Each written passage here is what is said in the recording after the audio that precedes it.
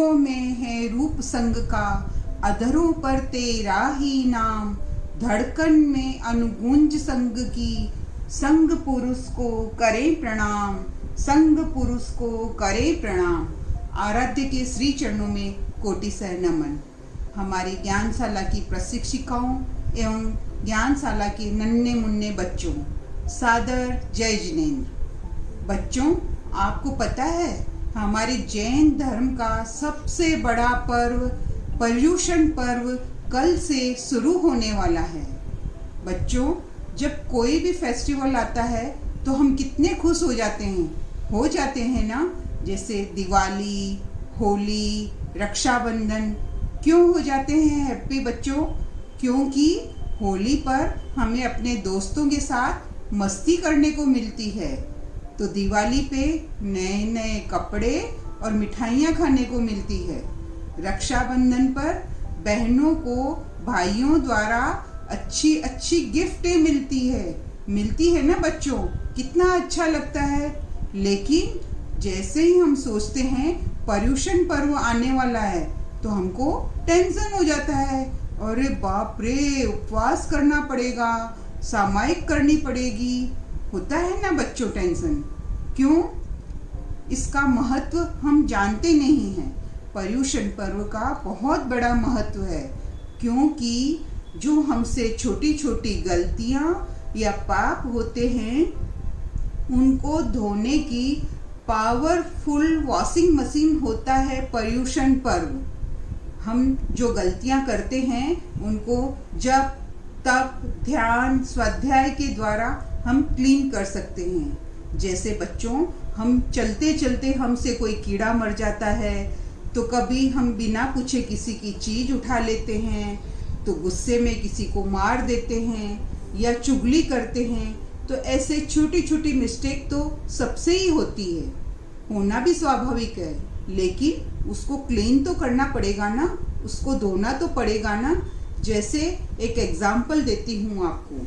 एक white colour का रुमाल होता है, वो जब हम उसको यूज़ करते हैं तो वो गंदा हो जाता है ना, तो उसको हम ब्रश और साबुन से धोते हैं तो वो साफ भी हो जाता है। वैसे ही हमारी आत्मा थोड़ी थोड़ी गलतियों से गंदी हो जाती है, तो उसको धोने का साधन होता है तप, त्याग, तपस्या। उसके द्वारा हम हमारी आत्मा को साफ कर सकते हैं। इसलिए पर्युषण पर्व का बड़ा ही महत्व है। जैसे बच्चों, आपको पता है ना, दिवाली पे लक्ष्मी जी की पूजा करने से हमें धन की प्राप्ति होती है।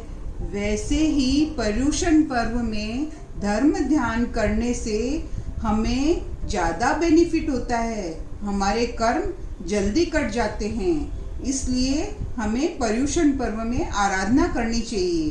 बच्चों, कल पर्युषण पर्व का पहला दिवस है खाद्य संयम दिवस। तो हमारे ज्ञानशाला के नन्हे मुन्ने बच्चे कल से 7 दिन तक आलू प्याज की बनी हुई कोई चीज़ नहीं खाएंगे और बाजार से आई हुई पिज़्ज़ा, बर्गर, सैंडविच आदि बिल्कुल नहीं खाएंगे। साथ ही हो सकेगा जब तक रात को भी खाना नहीं खाओगे ना बच्चों। और फिर हमें कंट्रोल करना है हमारे खाने की चीज़ों पे।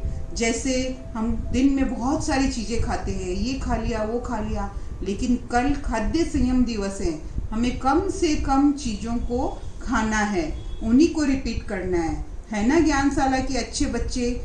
और कल से हम धर्म, ध्यान, जप, तप में एकदम लग जाएंगे, है ना बच्चों। जय जिनेंद्र।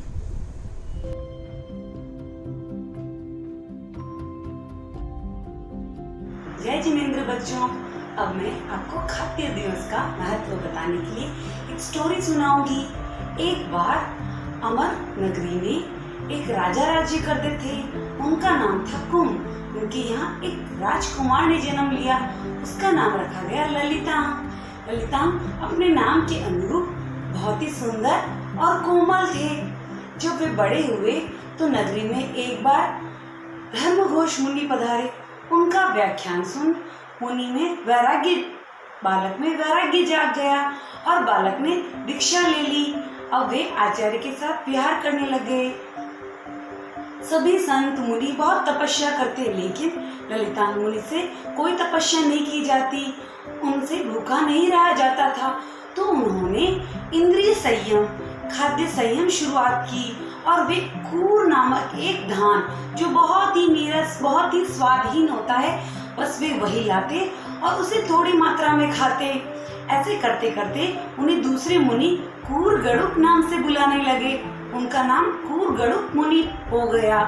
एक बार की बात है, चातुर्मास लगा।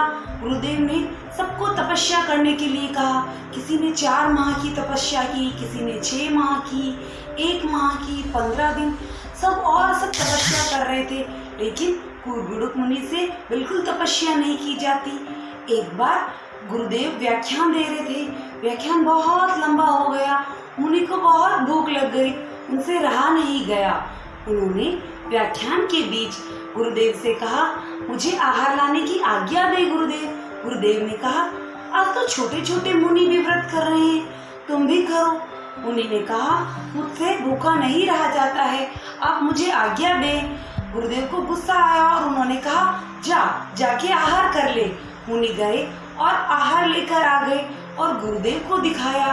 गुरुदेव को बहुत गुस्सा आया और उन्होंने उनके खाने के पात्र में थूक दिया। फिर भी मुनि बिल्कुल गुस्सा नहीं हुए और शांत रहे। उन्होंने सोचा, मैंने गुरुदेव को बहुत असाधना की है, बहुत क्रोध दिलाया है उनको।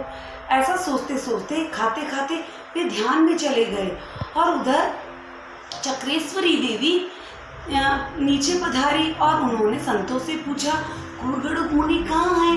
मैं उनके दर्शन करने आई हूँ। संतों ने कहा, वो भोजन भट्ट तो वहाँ बैठा है, तुम पहले गुरुदेव के दर्शन करो, उसमें ऐसा क्या है जो तुम्हें दर्शन करने हैं? चक्रेश्वरी देवी ने कहा, मुझे सिमंदर स्वामी ने बताया है कि मुनि को केवल ज्ञान की प्राप्ति होने वाली है, इसीलिए मैं उन्हीं के दर्शन करूंगी। संतों ने सोचा, उसमें ऐसा क्या है जो उसे केवल ज्ञान की प्राप्ति होगी? देवी ने जाके मुनि के दर्शन किए। तभी मुनि का ध्यान बढ़ा और उन्हें केवल ज्ञान की प्राप्ति हो गई।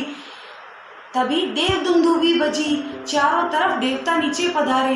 तब गुरुदेव को एहसास हुआ कि देखो मैंने कितना गलत कार्य किया। उन्होंने क्षमा याचना की मुनि से और वे भी ध्यान में लीन हो गए और गुरु को भी केवल ज्ञान की प्राप्ति हो गई। बच्चों, तो हमें इस कहानी से शिक्षा मिलती है, माना कि हम छोटे हैं, तपस्या नहीं कर सकते, तो क्या हुआ, हम खाद्य संयम के द्वारा भी अपना आत्म कल्याण कर सकते हैं। ओम अरहम।